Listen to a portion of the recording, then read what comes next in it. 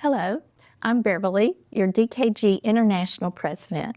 Thank you for joining me for our second question and answer session regarding the revision of our governing documents. In our first video, we talked about the difference between amending and revising. This video will address our second round of commonly asked questions. What is the process of revising our governing documents? The process of revising governing documents will start from draft proposal to final approval. Steps from proposal to approval will include member input, a preliminary draft, member reviews, and feedback to a final draft proposal, which will be voted on at the 2026 convention in Colorado. How will member input be gathered? Input and feedback will be gathered in several ways. First, international committee chairs will submit suggestions based on input from committee members using a Google form. Then, member input will be solicited.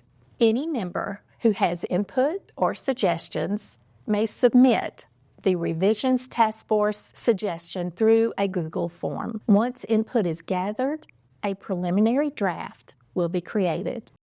The preliminary draft will be shared, and members will again be encouraged to provide feedback and input. This will be done through a series of town halls. This process will be followed until a final draft is ready for proposal at the 2026 convention. At the 2026 convention, the final proposed draft will be presented article by article and subject to amendment and discussion. Once the entire proposed draft is discussed, then voting will take place on the proposed revision as a whole.